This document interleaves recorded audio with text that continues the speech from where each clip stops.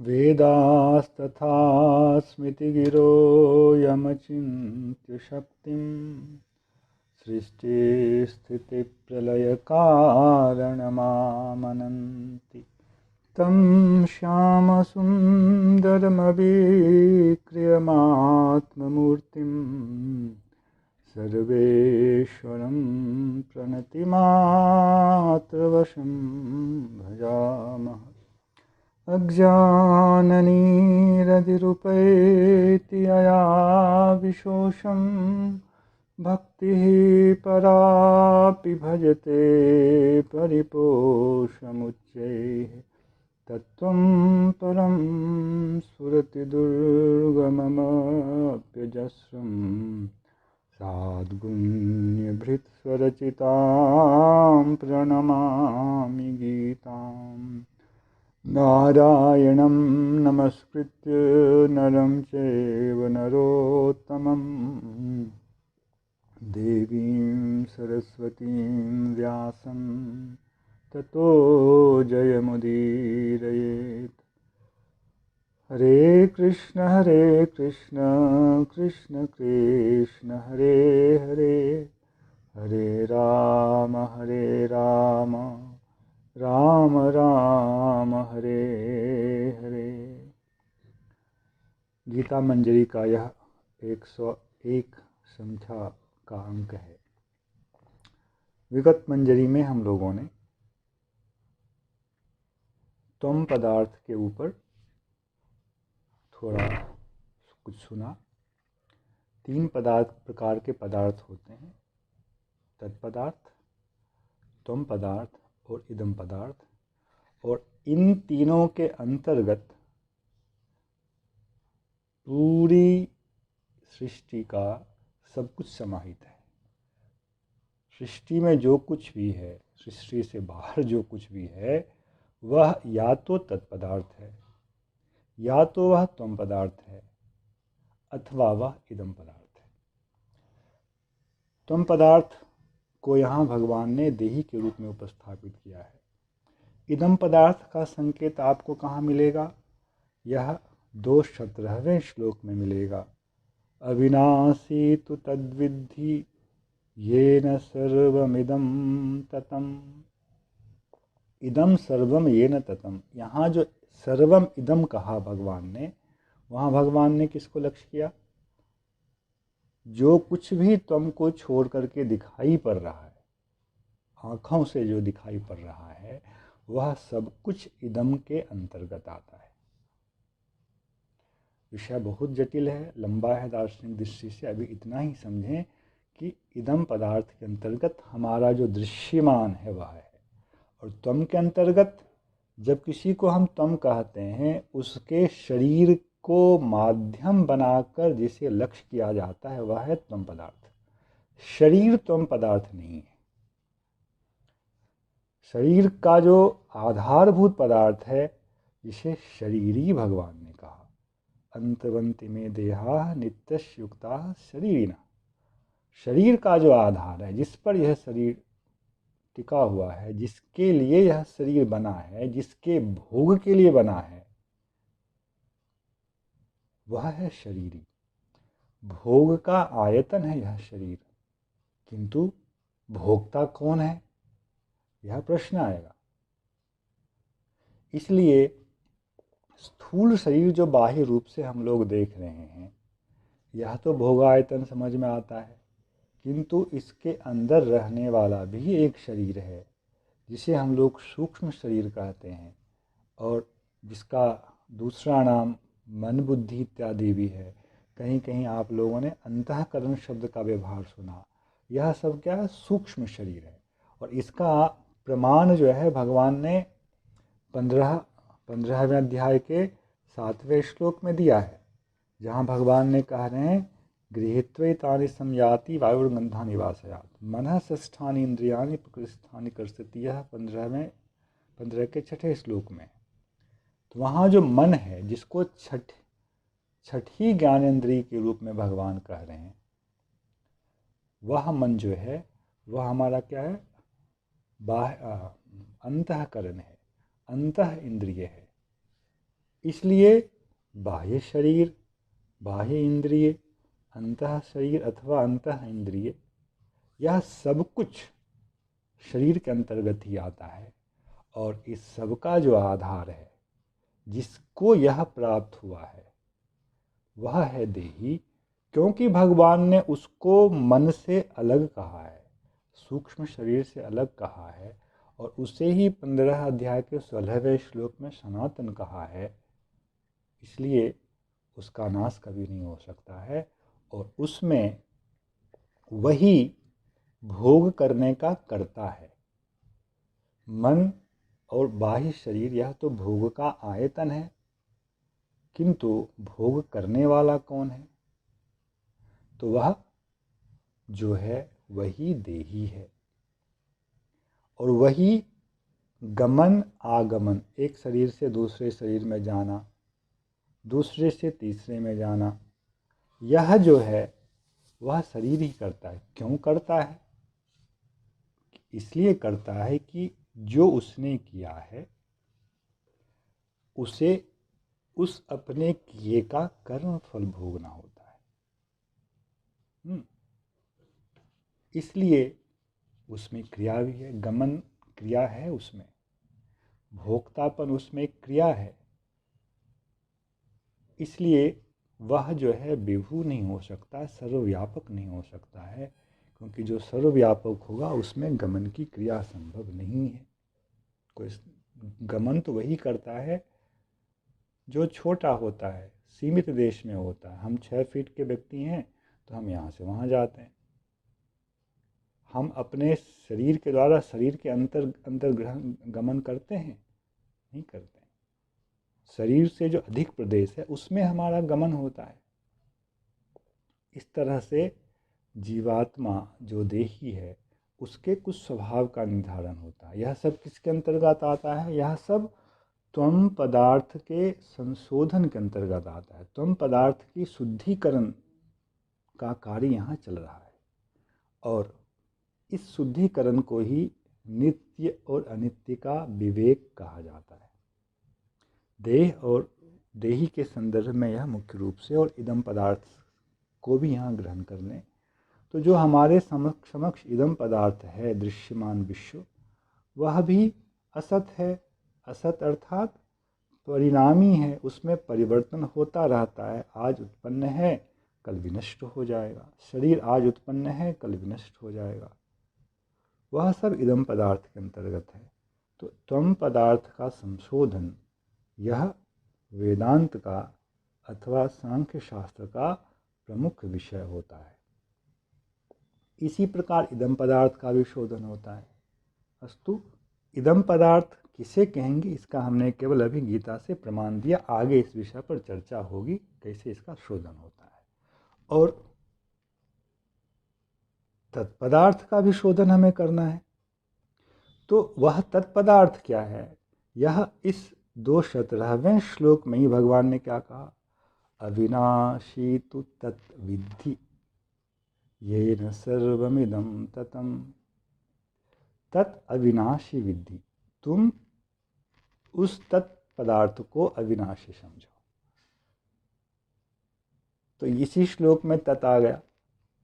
तो इदम जगत ये न व्याप्तम, यह संपूर्ण जगत जिससे व्याप्त है, वह जो पदार्थ है वह तत्पदार्थ है।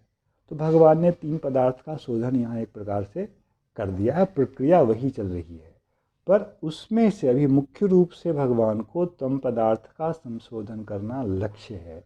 इसलिए भगवान उसको लक्ष्य कर रहे हैं, उसके संबंध में विस्तार से कह रहे हैं। इसी प्रसंग में जब 19वां श्लोक भगवान ने कहा, जहाँ भगवान ने कहा कि जो इस देही को हनन क्रिया का कर्ता समझता है और जो इसे हनन क्रिया का कर्म समझता है, यह मारने वाला है और यह मरने वाला है। जो ऐसा समझता है वे दोनों ही मूढ़ हैं। उनको तम पदार्थ का ठीक प्रकार से ज्ञान नहीं है, उसे यह शुद्ध करना चाहिए। जीवात्मा हनन क्रिया का कर्ता नहीं है। तो भारी प्रश्न है, हनन क्रिया का यदि कर्ता नहीं है तो हनन क्रिया का जो फल होगा वह कैसे भोग करेगा? यह एक सुंदर प्रश्न है और जटिल प्रश्न भी है। आगे के प्रसंग में इस चीज़ का ठीक प्रकार से उत्तर दिया जाएगा। अभी यह सोचें कि जीवात्मा की उपस्थिति के बिना तो हनन क्रिया हो ही नहीं सकती है। शरीर में, अर्जुन के शरीर में जब तक वह जीवात्मा है, वह देही है, तभी वह हनन क्रिया कर सकता है। तीर धनुष का प्रयोग करना तभी तक हो सकता है, इसलिए वह करता है। किंतु भगवान जो कर हनन क्रिया का करता नहीं, इसमें भगवान का उद्देश्य कुछ और है। आगे भगवान ने इस विषय को स्पष्ट किया है कि हनन क्रिया मारने के पीछे अगर हम ठीक से विश्लेषण करें तो कई चीज़ें आती हैं। मारने की प्रेरणा कहाँ से आई, और फिर क्रिया में किसका किसका प्रयोग हुआ। तो अंत में जाके भगवान ने 5 प्रकार के कर्ताओं को कहा है, और उसमें जो मुख्य कर्ता है उसको भगवान ने कर्ता ही कहा है। भगवान ने 18 अध्याय के 14वें श्लोक में यह कहा है, अधिष्ठानम तथा कर्ता करणम च पृथक विधम विविधाश्च पृथक चेष्टा दैवम चैवात्र पंचमम। अधिष्ठान, कर्ता, विभिन्न प्रकार के करण, फिर चेष्टा और दैव। भगवान कहते हैं इन 5 तत्वों का जब तक सम्मिलन नहीं होगा तब तक कर्म नहीं होता है। अर्थात हनन क्रिया तभी संभव है जब वहाँ एक कर्ता है, उस क्रिया का अधिष्ठान है, उस क्रिया को करने वाला उपकरण है, उस क्रिया और दैव और क्रिया रूपी व्यापार, चेष्टा, 5 चीज़ों के रहने से ही हनन क्रिया का संपादन होगा। किंतु आत्मा, जो जीवात्मा है, वह देही जो है, वह हनन क्रिया का साक्षात करता नहीं है। इसी का निराकरण भगवान यहाँ कर रहे हैं।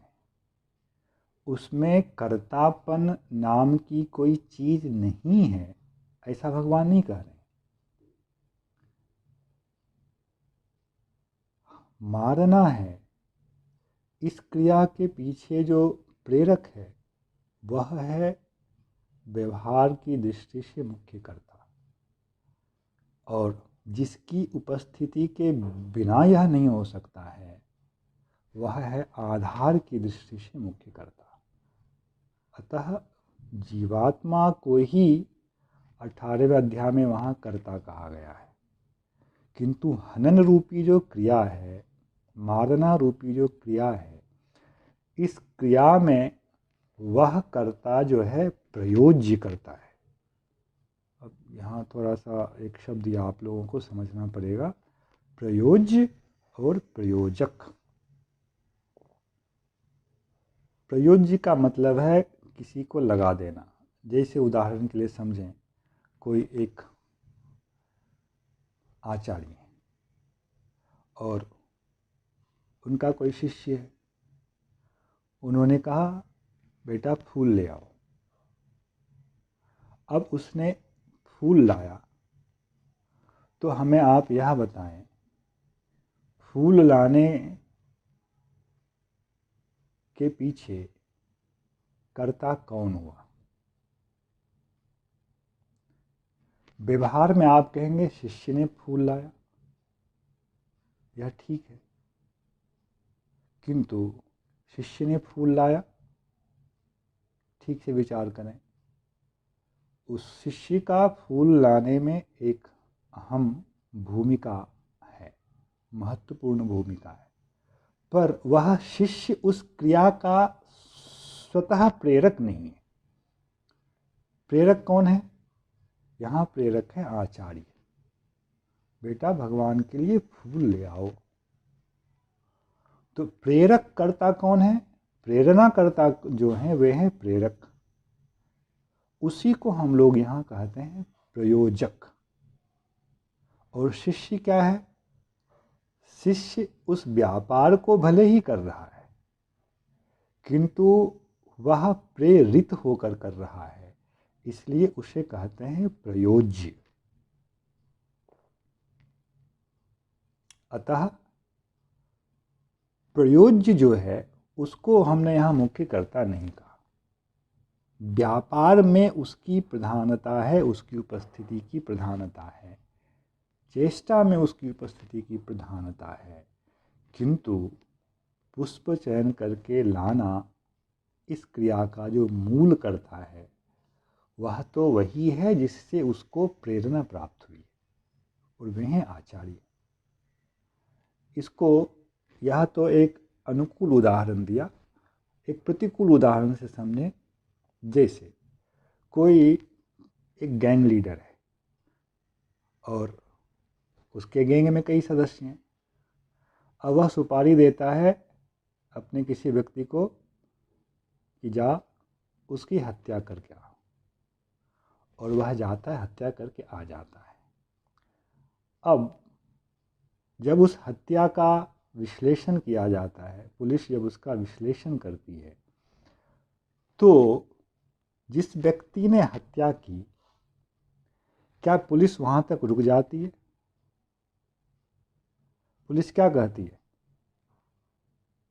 यह तो एक मोहरा है, यह असली गुनहगार नहीं है, असली दोषी नहीं, असली अपराधी नहीं है। असली अपराधी कौन है?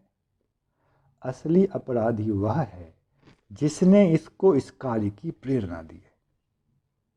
यह तो बस एक मोहरा है, इससे उसने अपना काम निकाला है।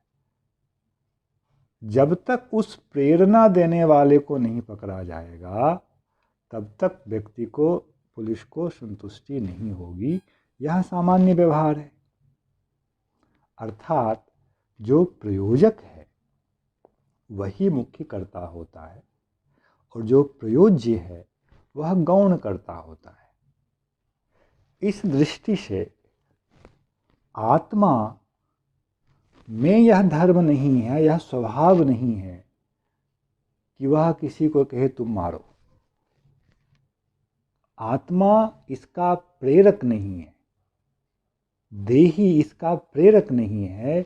देही उस क्रिया में, उस व्यापार में नियुक्त है, किंतु वह प्रयोज्य है, वह प्रेरित करके होकर ऐसा कर रहा है। जो प्रेरण करने वाला है वही मुख्य कर्ता कहलाता है।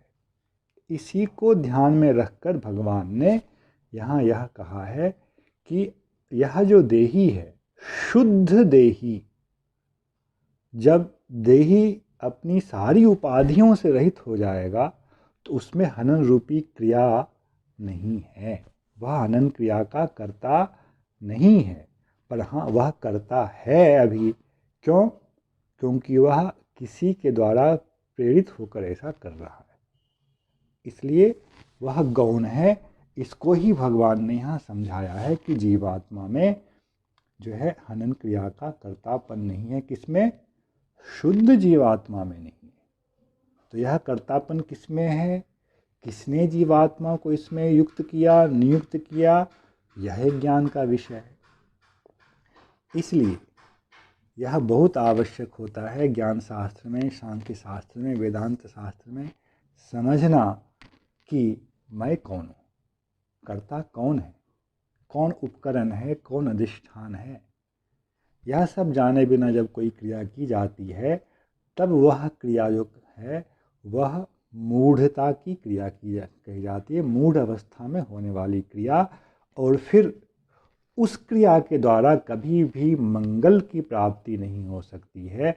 इसलिए भगवान सबसे पहले तम पदार्थ का शोधन करते हुए जो है क्रिया का जो कर्ता होता है उसका संशोधन कर रहे हैं, जो कि मंगल का आस्पद होता है, मंगल का स्थान होता है, मंगल का आधार होता है, जिसके लिए मंगल की कामना की जाती है। जय श्री कृष्ण। हरे कृष्ण कृष्ण कृष्ण हरे हरे, हरे राम राम राम हरे हरे।